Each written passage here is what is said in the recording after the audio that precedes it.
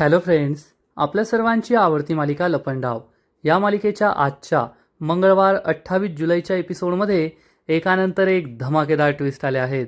Friends, आजचा episode खूप भारी होता. मग नेमकं घडलंय तरी काय?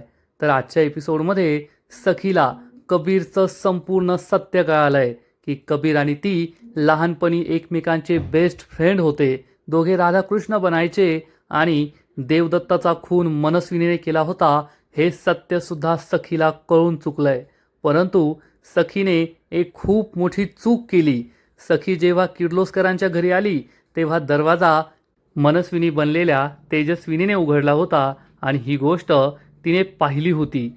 आणि घरी जाऊन तिने सरकारला ठणकावून सांगितलं, यानंतर माझ्या सासरी जायचं नाही. कबीरच्या घरी तू का गेली होतीस? सरकार म्हणाले, मी नव्हते गेले तुझ्या सासरी, मी कशाला जाऊ? सखी म्हणाली, काय खोटं बोलतेस, तूच तर होती. त्यामुळे सरकारला जबर धक्का बसलाय. मग आता सरकारसमोर तेजस्विनीचं सत्य येईल असं दिसतंय. सखीने नकळतपणे खूप मोठी चूक केली आहे, मूर्खपणा केलाय. मग हे सगळं नेमकं घडलं तरी कसं हे जाणून घेण्यासाठी हा व्हिडिओ शेवटपर्यंत नक्की पहा. फ्रेंड्स, आजच्या एपिसोडच्या सुरुवातीलाच सरकार मीनाक्षीला जाब विचारते, येथे एक पेपर होता, तो कोठे गेला? मीनाक्षी सांगते, कचरा होता म्हणून कचरा पेटीत टाकला. सरकारला खूप राग येतो. ती तिच्या अंगावर धावून जाते आणि विचारते, कोणत्या कचरा पेटीत? किचनमधल्या का? मीनाक्षी सांगते, नाही सरकार, ती बाहेर जी मोठी कचरा पेटी ना तिच्यामध्ये. सरकारला खूप राग येतो. अक्कल नसल्यावर स्वतःच्या मनाने निर्णय घ्यायचे नाही असं म्हणून सरकार चक्क मीनाक्षीवर हात उचलते. तिच्या थोबाडीत मारण्याचा प्रयत्न करते, पण मीनाक्षी तिचा हात पकडते आणि म्हणते, नाही या, हात नाही उचलायचा. माझी काय चूक आहे? कचरा होता म्हणून कचरा पेटीत टाकला, मारायचं नाही. ऐकून घेतलं तेवढं खूप झालं. सरकारच्या तळपायाची आग मस्तकात जाते आणि सरकार चक्क मीनाक्षीचा हातच मुडपते. मीनाक्षीला खूप त्रास होत असतो. सरकार मनातल्या मनात विचार करते, या मीनाक्षीची माझा हात पकडण्याची हिंमत झाली. एवढी हिंमत, हिचे ना दोन्ही हात मुळासकट उपटून फेकून देईल. पण आत्ता नको. आत्ता जर मी काही केलं तर हिला संशय येईल आणि ही कान्हा आणि सखीला जाऊन सांगेल. मग त्यांना माझ्यावर संशय येईल. त्यामुळे आत्ता हिला नाही मारत, पण तिचे दोन्ही हात मी मुळापासून उपटणार, एवढं मात्र नक्की. असं म्हणून सरकार मीनाक्षीला ढकलून देते आणि रागारागाने घराबाहेर जाते. पण मीनाक्षीला मात्र संशय आलेला असतो की सरकार एका साध्या कचऱ्यासाठी एवढी चिडली, याचा अर्थ दाल में नक्कीच काहीतरी काळे हे तिला समजतं आणि ती सरकारचा पाठलाग करायचं ठरवते. इकडे तेजस्विनीला घेऊन अपर्णा ही बंगल्याच्या मागच्या बाजूला येते. तेजस्विनी खूप दुःखी असते आणि म्हणते, माझ्याकडून खूप मोठी चूक झाली. अपर्णा, मी माझ्या सखीशी या भाषेत बोलले, खूप मोठी चूक झाली. शेवटी मनस्विनीसारखं बनता बनता मी मनस्विनी बनलेच आणि माझ्या सखीशी असं वाईट बोलले. अपर्णा तिला समजावून सांगते, तेजस्विनी, तू स्वतःला एवढा त्रास का करून घेतीये? यात तुझी काही चूक नाहीये. तुला जे सांगितलं गेलं तू तेच केलंस आणि तू हे सगळं काही करते ना ते सखीच्या भल्यासाठीच करतीये, एवढं लक्षात ठेव. पण तेजस्विनी खूप दुःखी असते. तेव्हा अपर्णा तिला समजावून सांगते, आज तू जे काही केलं ती तुझी एक परीक्षा होती असं समज आणि सखीसमोर या परीक्षेत तू उत्तम मार्क्सने पास झाली आहेस. तुला डिस्टिंक्शन मिळालंय, त्यामुळे मला खूप आनंद झालाय. तेजस्विनी म्हणते, पण असली कसली ही परीक्षा? अपर्णा सांगते, आयुष्यात आपल्याला अशा अनेक परीक्षा द्याव्या लागतात आणि ही तर तुझी फायनल परीक्षा आहे. या परीक्षेत पास झाल्यानंतर तू आणि सखी आयुष्यभर सुखाने गुण्यागोविंदाने एकत्र राहाल. हे ऐकून तेजस्विनी आणखीनच दुःखी होते आणि विचारते, अपर्णा, खरंच असं होईल का? कारण आजपर्यंत त्या मनस्विनीने सखीच्या डोळ्यामध्ये अनेकदा धूळ फेकली आहे. अनेकदा ती तेजस्विनी आहे असं तिला दाखवण्याचा प्रयत्न केला आहे आणि आता स्वतः मी मनस्विनी असल्याचं दाखवतीये. मग जेव्हा माझं खरं रूप तिच्या समोर येईल तेव्हा ती माझ्यावर तरी विश्वास ठेवेल का? मी तिची आई आहे हे तिला पटेल का? नाहीतर ती म्हणेल की तू सुद्धा खोटारडी आहे, तू माझी आई नाही आहे आणि तू मनस्विनीच आहे. अपर्णा तिला समजावून सांगते, मनस्विनी, तुझी शंका काही चुकीची नाही आहे. जसं मी तुला आता तेजस्विनीऐवजी मनस्विनी म्हणाले तसं सखीला सुद्धा असंच वाटेल, कारण सध्या तू मनस्विनीच्या रूपात आहे, तिच्यासारखी वागतीये, बोलतीये. त्यामुळे सखीला सुद्धा ही शंका नक्कीच येईल की तू तेजस्विनी आहेस की मनस्विनी आहे, पण तूच म्हणालीस ना की सखी तुझा स्पर्श ओळखते, आणि जेथे डोळे विश्वासघात करतात तेथे जाणीवा, स्पर्श, प्रेम, भावना या माणसाला माणसाची ओळख करून देतात. जसा तुझा सखीवर पूर्ण विश्वास आहे की जेव्हा तू तिच्या डोक्यावर हात ठेवशील तेव्हा तिला तुझा स्पर्श जाणवेल, तुझी माया जाणवेल. म्हणूनच आता तू हीच गोष्ट लक्षात ठेव, जर अशी वेळ आली की सखीने तुला ओळखण्यास नकार दिला तर तुझा हा स्पर्शच तुझी खरी ओळख तिला करून देईल. त्यामुळे जास्त विचार करू नकोस, आणि तू जे काही करतेस ना ते सखीसाठीच करतीये, तुमच्या भविष्यासाठी करतीये, एवढं लक्षात ठेव. मी आलेच असं म्हणून अपर्णा तेथून जाते. तेजस्विनीला खूप वाईट वाटलेलं असतं की मी माझ्या सखीशीच या भाषेत बोलले, असं बोलले. आणि इकडे सखी ही रागारागाने घरात येते आणि जोरजोरात आरडाओरडा करते, कबीर बाहेर ये, कबीर बाहेर ये. तेवढ्यात मा आणि अपर्णा घरामध्ये येतात. मा चिडून म्हणते, तुला एकदा सांगितलेलं कळत नाही का, कबीर घरात नाहीये. तर सखी चिडून म्हणते, तुम्ही माझ्याशी खोटं बोलताय, कबीर घरातच आहे, सांगा कोठे लपून ठेवलंय त्याला. तर मा चिडून म्हणते, एकदा सांगितलेलं कळत नाही का, मी त्याला घरात का लपून ठेवेल, तो काय गुन्हेगार आहे का घरात लपून बसायला. सखी म्हणते, आहे, एक नंबरचा गुन्हेगार आहे, खोटारडा आहे तो, त्यामुळेच तो घाबरून घरात लपून बसलाय, कबीर कबीर असं सखी परत जोरात ओरडते.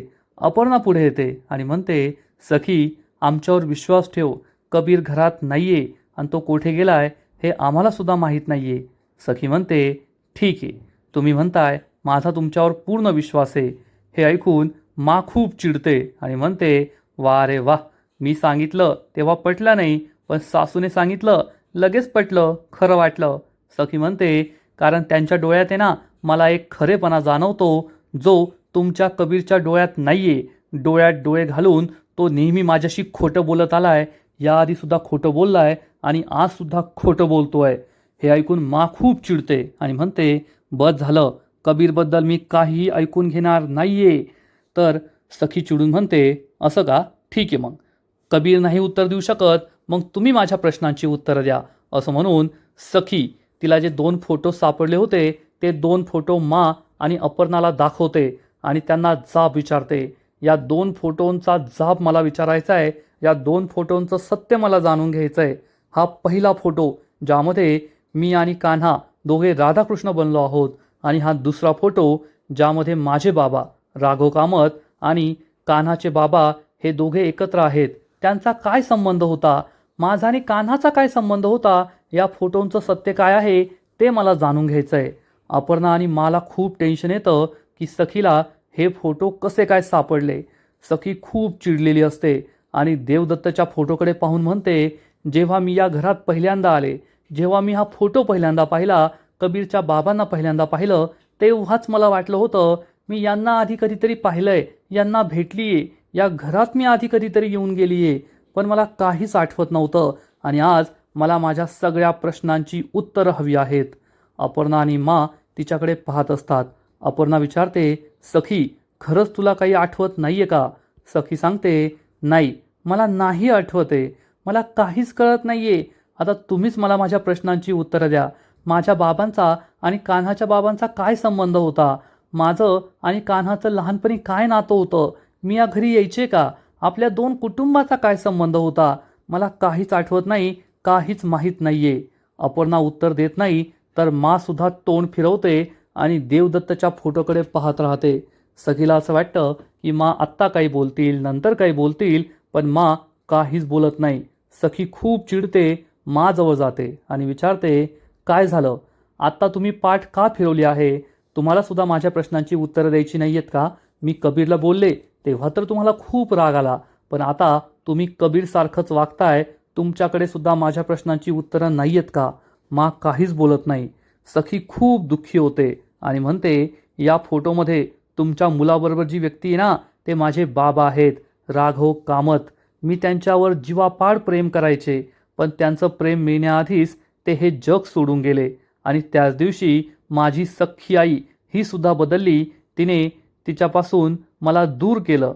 नंतर मला कळलं की ती माझी आई नव्हती, पण इतकी वर्ष 12 वर्ष मी त्याच भ्रमात होते की माझे वडीलसुद्धा मला सोडून गेले आणि आता माझ्या आईने सुद्धा माझ्यापासून तोंड फिरवलंय.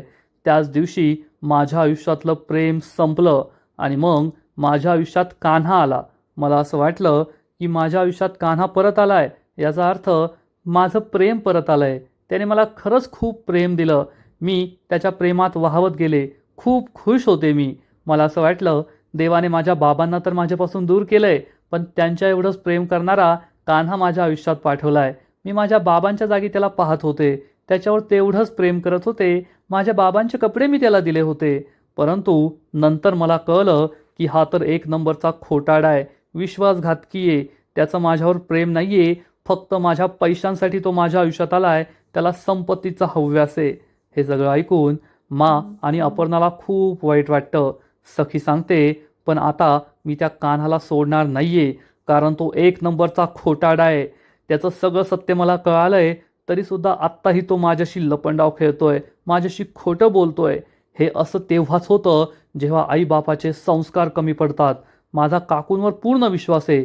त्यांनी कान्हाला चांगले संस्कार दिलेच असतील, परंतु कदाचित कान्हाच्या बाबांनी त्याच्यावर चांगले संस्कार केले नाहीत, म्हणून तो असा बनलाय. सखी चक्क देवदत्तला नावं ठेवते, कान्हाच्या संस्कारांना नावं ठेवते आणि अपर्णा बिचारी सगळं गुपचूप ऐकून घेते. पण माच्या तळपायाची आग मस्तकात जाते. माला कबीर आणि देवदत्ताचा हा अपमान सहन होत नाही आणि मा जोरात ओरडते, बस झालं. सखी खूप घाबरते. मा ही सखीकडे वळून पाहते आणि म्हणते, खूप बोललीस तू, मर्यादा सोडून बोललीस. आणि काय म्हणालीस तू? कबीरला पैशांचा हव्यास आहे, कबीरचे संस्कार काढलेस तू. अगं तुला काय माहीत कबीर काय आहे? कबीर होणं सोपं नाहीये, कबीर म्हणून जगणं सोपं नाहीये. कबीरने काय काय सहन केलंय ना, ते तुला माहिती नाहीये. कबीरच्या जागी दुसरी एखादी व्यक्ती असती ना, तर आतापर्यंत कोलमडून गेली असती, संपली असती. पण कबीर आजही तसाच घट्ट पाय रोवून उभा आहे. का? तर त्याला त्याचं उद्दिष्ट पूर्ण करायचं आहे. सखी माकडे एकटक पाहतच राहते. अपर्णा सुद्धा घाबरते आणि मग मा ही सखीला म्हणते, तुला या फोटोचं सत्य जाणून घ्यायचंय ना? मी सांगते तुला या फोटोचं सत्य. या फोटोमध्ये एक व्यक्ती आहे माझा मुलगा देवदत्त किर्लोस्कर आणि दुसरी व्यक्ती आहे तुझा बाप राघव कामत. हे दोघे जीवच्छ कंठस्थ मित्र होते. सख्या भावांसारखे एकत्र राहायचे. दोघांच्या आयुष्यात असा एकही दिवस जात नव्हता जेव्हा हे दोघे एकमेकांना भेटले नाही, मनातलं बोलले नाही. सगळं शेअर करायचे आणि मग सगळं काही सुखासुखी सुरू होतं. पण तुमच्या आयुष्यात आली तुझी ती नालायक मावशी मनस्विनी, आणि ज्या दिवशी त्या मनस्विनीने तुझ्या बापाला संपवलं, त्याच संध्याकाळी तुझ्या आईने तेजस्विनीने माझ्या मुलाला देवदत्तला कॉल करून सगळं सत्य सांगितलं. देवदत्त हा पोलिसांमध्ये जाणारच होता. तेवढ्यात ती मनस्विनी तुझ्या आईचं तेजस्विनीचं रूप घेऊन येथे आली आणि तिने चक्क माझ्या कानासमोर, माझ्या अपर्णासमोर, लहान होता ग कान्हा, एवढा एवढासा होता, येथे येथे दोघे उभे होते आणि त्यांच्या डोळ्यासमोर तुझ्या त्या मनस्विनी मावशीने माझ्या देवदत्ताच्या पोटात चाकू खुपसला, त्याचा खून केला. हे ऐकून सखीच्या पायाखालची जमीनच सरकते. तिला जबर धक्का बसतो. मा सांगते, त्या क्षणी माझ्या कान्हा, माझ्या कबीरच्या डोक्यावरचं बापाचं छत्र हरवलं. माझी अपर्णा विधवा झाली. माझ्या अपर्णाला तर एवढा मोठा धक्का बसला होता की मागील 12 वर्ष जिवंत प्रेत म्हणून ती जगत होती. मानसिक धक्का बसला होता तिला. सखीला हे सगळं ऐकूनही धक्का बसलेला असतो. अपर्णा रडू लागते. मा सांगते, माझा कबीर हा खूप लहान होता. स्वतःच्या डोळ्यासमोर त्याने बापाचा खून होताना पाहिला. त्याच्या मनाची काय अवस्था झाली असेल याचा तू विचारसुद्धा करू शकत नाही. सखी माचं बोलणं शांतपणे ऐकून घेत असते.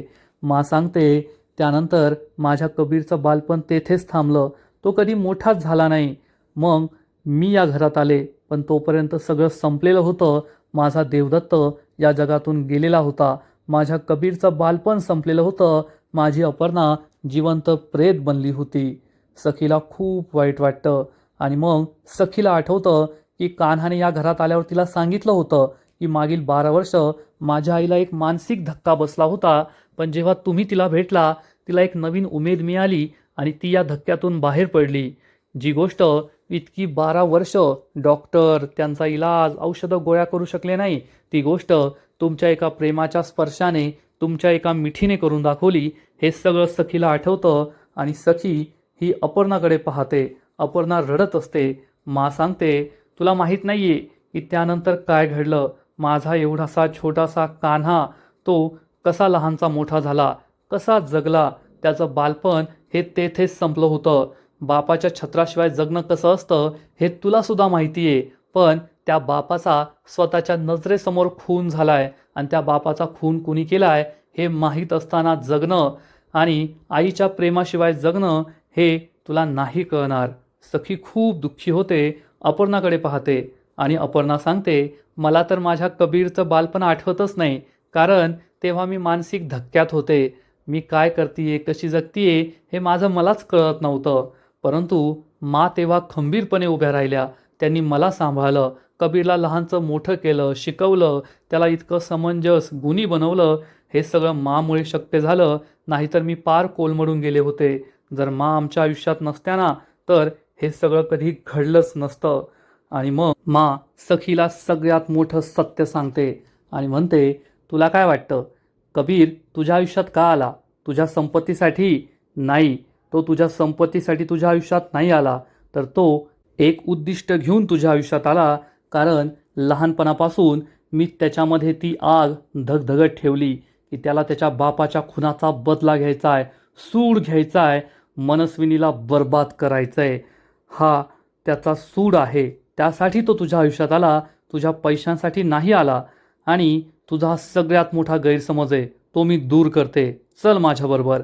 असं म्हणून मा सखीचा हात पकडते आणि तिला कबीरच्या खोलीत घेऊन जाते. अपर्णा तिच्या मागे मागे जाते. मा ही सखी आणि अपर्णाला घेऊन खोलीमध्ये येते आणि तेथे एक मोठं कपाट असतं. या कपाटाचा दरवाजा उघडते. या कपाटातून ती देवदत्तचा अस्थि कलश बाहेर काढते आणि सखीसमोर ठेवते. सखी विचारते, हे काय आहे? मा सांगते, माझ्या देवदत्तच्या कबीरच्या वडिलांच्या अस्थी आहे त्या. सखीला मोठा धक्काच बसतो. अपर्णासुद्धा रडू लागते. मा सांगते, मागील 12 वर्षांपासून मी माझ्या देवदत्ताला यात कैद करून ठेवलंय. त्याला मुक्ती मिळू दिली नाही, कारण जोपर्यंत त्याचा खून करणाऱ्या त्या मनस्विनीला शिक्षा होत नाही, ती बर्बाद होत नाही, तोपर्यंत देवदत्ताला मुक्ती मिळू शकत नाही. सखी खूप दुःखी होते आणि म्हणते, याचा अर्थ कान्हा पैशांसाठी माझ्या आयुष्यात आला नव्हता, त्याच्या वडिलांच्या मृत्यूचा खुनाचा सूड घेण्यासाठी माझ्या आयुष्यात आला होता.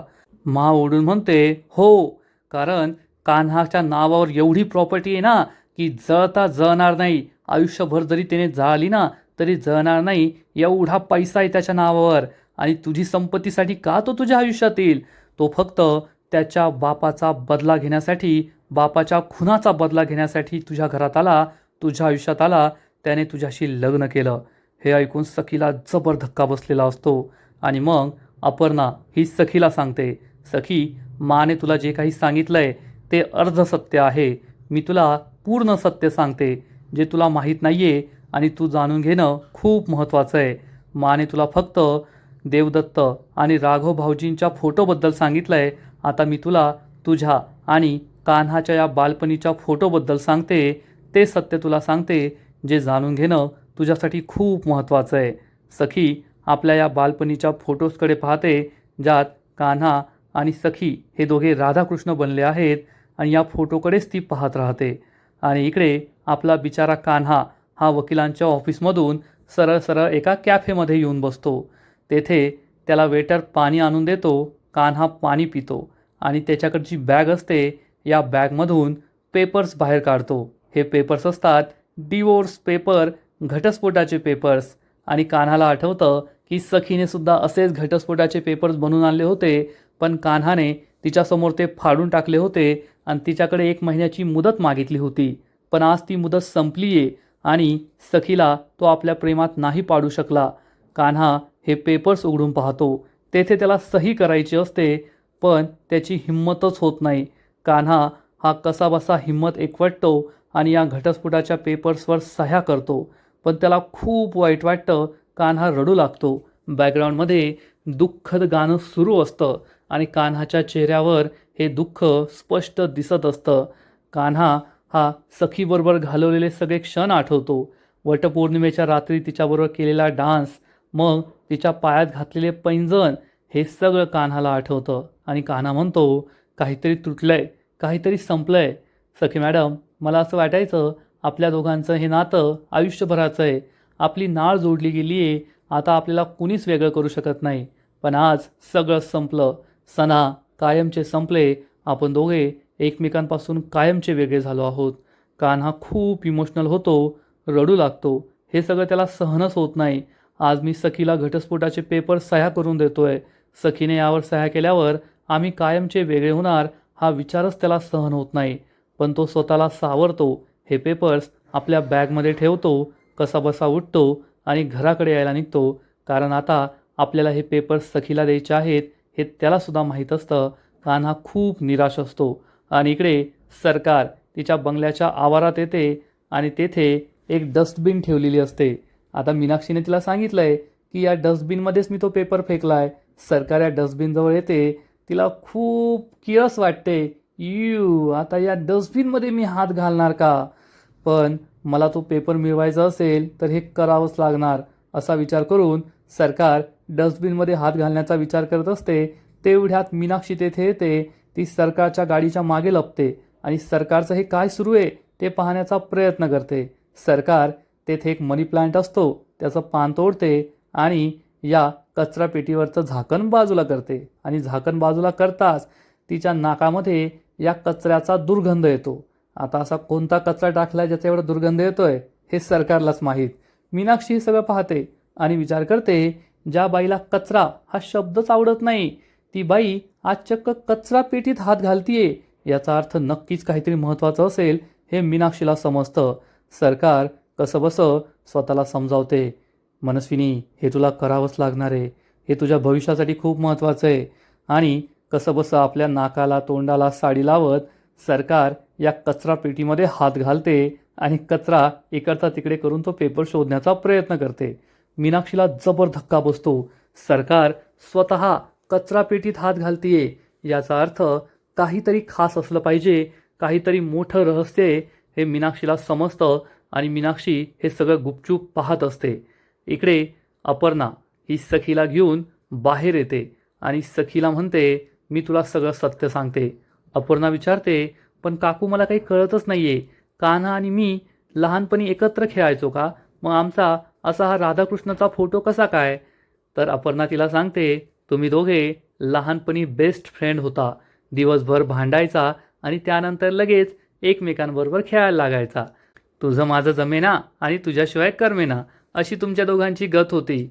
पण तुम्ही दोघे एकमेकांची खूप काळजी घ्यायचा.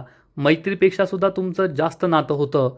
तुम्ही दोघे याच सोफ्यावर एकत्र जेवायला बसायचा आणि तुझी नावडती भाजी असली की तू कान्हाच्या ताटात ती टाकायची आणि कान्हा ती अतिशय प्रेमाने खायचा. हे सगळं ऐकून सखी खूप इमोशनल होते. अपर्णा तिला सांगते, तुमच्या दोघांची गाठ साईबाबांनीच एकत्र बांधली होती. म्हणूनच लहानपणी एकमेकांपासून वेगळे झाल्यानंतर सुद्धा मोठेपणी तुमच्या दोघांचंच लग्न झालं. तुम्ही दोघे एकत्र आलात आणि आजचा एपिसोड येथेच संपतो. फ्रेंड्स, लपंडाव मालिकेचा आजचा एपिसोड खरंच खूप भारी होता, इंटरेस्टिंग होता. शेवटी सखीला कान्हाचं सगळं सत्य कळलंय. त्यामुळे सखी कान्हाला काही घटस्फोट देणार नाही असंच वाटतंय. आजचा एपिसोड तर भारी होता, पण या मालिकेचा पुढील एपिसोड आणखीन भारी असणार आहे. आणखीन मोठा ट्विस्ट या मालिकेत येणार आहे. मग नेमकं घडणार तरी काय? तर पुढील एपिसोडमध्ये आपण पाहू की कान्हा हा माशी बोलत असेल की मी कबीर देवदत्त किर्लोस्कर आहे आणि ही गोष्ट चक्क सरकार ऐकणार आणि सरकारला समजेल की कान्हा हा देवदत्तचा मुलगा आहे. तर दुसरीकडे सखी घरी आल्यानंतर सरकारला ठणकावून सांगेल की यानंतर माझ्या सासरी जायचं नाही, त्यांच्यापासून दूर राहायचं. तर सरकार म्हणेल, मी कुठे गेलते का तुझ्या सासरी? काय संबंध? सखी म्हणेल, स्वतःच्या डोळ्यांनी मी पाहिलंय, आपण दोघी एकमेकांशी बोललो. कशाला खोटं बोलतेस ग? तर सरकार म्हणेल, मी नव्हते गेले तुझ्या सासरी. सखी म्हणेल, खोटं बोलू नको. आणि या दोघींमध्येच चांगली जुंपणार. मग आता सरकारला संशय येईल का की माझ्यासारखी दिसणारी म्हणजे माझी बहीण तेजस्विनी कान्हाच्या घरी आहे की काय? हे सगळं पाहायला खूप मजा येणार आहे. तर फ्रेंड्स, तुम्हाला सुद्धा लपंडाव मालिकेचा आजचा एपिसोड आवडला का? नक्कीच कमेंट करून सांगा. आणि या मालिकेचे असेच नवीन नवीन एपिसोड, नवीन नवीन अपडेट सर्वात आधी पाहण्यासाठी व्हिडिओला लाईक करा, शेअर करा, चॅनलला सबस्क्राईब करून बेल आयकॉनवर क्लिक करा. म्हणजे या मालिकेचे नवीन नवीन एपिसोड तुम्हाला सर्वात आधी पाहायला मिळतील. खूप खूप खूप धन्यवाद.